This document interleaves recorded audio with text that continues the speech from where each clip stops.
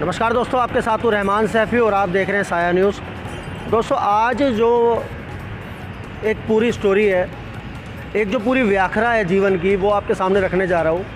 मेरे साथ एक महिला बैठी है यहाँ पे, इनका नाम राज है और आप देख सकते हैं ये फुटपाथ है, जिसको हम फुटपाथ बोलते हैं ना, ये वो फुटपाथ है जहाँ पर ये बैठी हैं। मैं बैठी नहीं बोलूँगा, ये यहाँ पर रहती हैं ऑलरेडी पिछले 8 महीने से यहाँ पर। उससे पहले भी कई बार इसी फुटपाथ पर जो है उन्होंने अपना जीवन व्यतीत किया है। 1985, आज तकरीबन 35 साल इस बात को 32 साल इस वर्ष हो गए। 32 साल से ये राज जी, माता जी यहाँ पर भटक रही हैं दिल्ली के अंदर। पंजाब की रहने वाली हैं और दिल्ली में शादी करके आई। उसके बाद किस तरह का जीवन, किस तरह की स्टोरी और किस तरह क्या क्या इन्होंने झेला, क्या क्या इन्होंने देखा, वो आज इन्हीं की कहानी, इन्हीं की ज़बानी आप तक पहुँचाने जा रहा हूँ। माता जी, किस तरह से शुरू हुआ सब? ये शुरू हुआ जैसे मेरा पति ख़त्म हो गया 85 सन में, हार्ट अटैक से हुए थे। और पति ख़त्म होने के बाद मैंने बच्चे को पाला पोसा, अपने पढ़ाया लिखाया उसको। उसकी शादी हो गई। उसकी शादी होने के बाद उन्होंने मुझे अपने साथ नहीं रखा। थोड़े दिन मैं रही उनके साथ, खाना देते थे और खाना आगे रख के फिर लड़ते थे, बच्चों को मारते थे, तो मैं बर्दाश्त नहीं कर सकती थी। तो फिर मैं फुटपाथ पे आई। उसके बाद मैं वहाँ आश्रम में गई। आश्रम में रही मैं वहाँ पे 1.5 साल।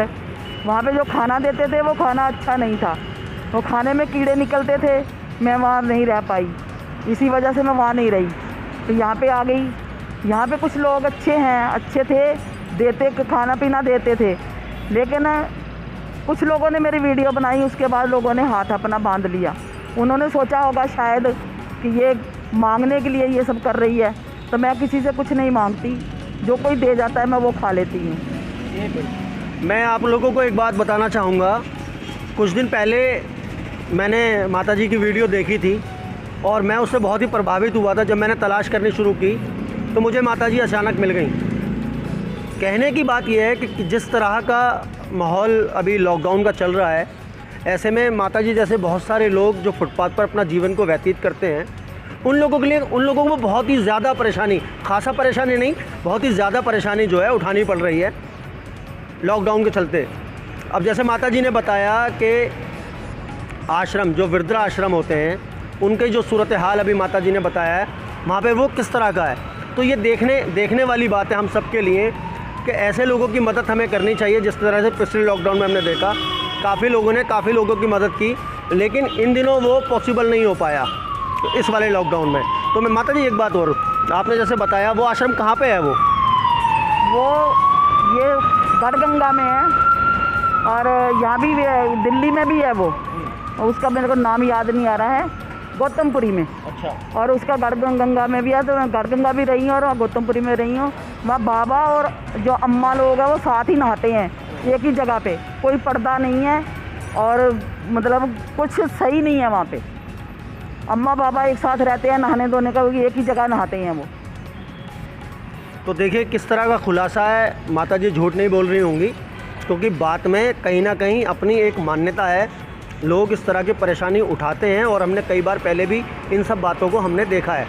माता जी एक बार और, जब वो खाने में कीड़े वगैरह निकलते थे तो उनकी शिकायत करने पर वहाँ पे किस तरह की बात सुनने को मिलती थी? शिकायत की मैंने वहाँ पे कि क्या तुम सभी लोग खाते हैं, कि तुम अकेली थोड़ी हो, अनोखी थोड़ी हो, तुम सब लोग खा रहे हैं। सबके लिए कीड़े नहीं निकलते तो तेरे लिए कीड़े कहाँ से निकलते हैं? ये जो वर्कर थे उनका कहना था। वो लोग बोलते थे कि तुम्हारे लिए कीड़े निकलते हैं, चाय में मक्खी निकलती है, तुम्हारे लिए निकलती है, और किसी के लिए कोई शिकायत नहीं करता, तुम ही शिकायत करती हो। मेरी शिकायतें जाती थी वहाँ पे। तो ये मैंने दिखाया, 2-4 अम्मा को दिखाया वो कीड़ा भी। वो अम्मा मौजूद है वहाँ पे। मैंने फ़ोन पे बात की थी कल उनसे। वो अम्मा को मैंने कीड़ा दिखाया। मैं कहा ये कड़ी खाई है, मैंने आधी रोटी खा ली और आधी में से कीड़ा निकल आया। उसके बाद मेरा मन परेशान हो गया। फिर मैं उनके पीछे पड़ गई, भैया मेरे को यहाँ से निकालो, मैंने यहाँ नहीं रहना। तो ये कहीं ना कहीं देखिए बड़ी दुखदाई बात है।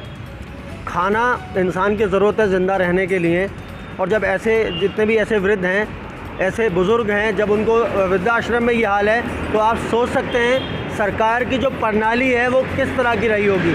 माता जी आखिरी में पूछूंगा, दिल्ली सरकार या केंद्र सरकार या माननीय दिल्ली के मुख्यमंत्री या माननीय प्रधानमंत्री देश के, उन तक क्या गुहार अपनी लगाना चाहोगे आप? मैं तो यही चाहूँगी कि मुझे घर रहने को चाहिए, मैं अपना आराम से ज़िंदगी व्यतीत कर लूँगी अपनी। मैं ये मकान चाहती हूँ कि मुझे मकान मिल जाए उनसे। तो देखिए दोस्तों, ये गुहार लगा रही हैं माननीय प्रधानमंत्री जी से भी, दिल्ली के मुख्यमंत्री जी से भी, कोई एक आसरा, कोई रैन बसेरा या किसी तरह का कुछ भी माता जी को मिल जाए तो माता जी जो है उसमें आराम से अपनी ज़िंदगी व्यतीत कर सकती हैं। इस तरह से फुटपाथ पर इनको अपनी ज़िंदगी, हम सबको कोशिश करनी चाहिए। और मैं अपनी तरफ से एक बात कहना चाहूँगा, हमने काफ़ी लोगों की मदद की है आप लोगों के सहयोग से।